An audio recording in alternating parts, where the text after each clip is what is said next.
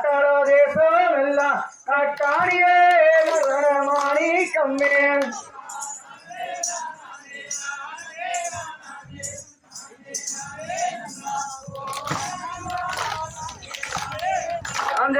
வையாதி மாதத்தில் மகிழ்ந்திடும் மாரியம்மன் தன்னிடம் பண்டிகையா ஏன் அம்மையே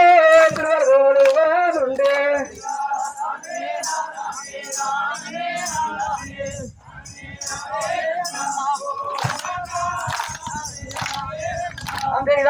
ஐபதி மாதத்தில் மகிழ்ந்திடும் மாதாளி பிறந்திடும் பண்டிகையா ஏன் அம்மையே திருவருவதுண்டு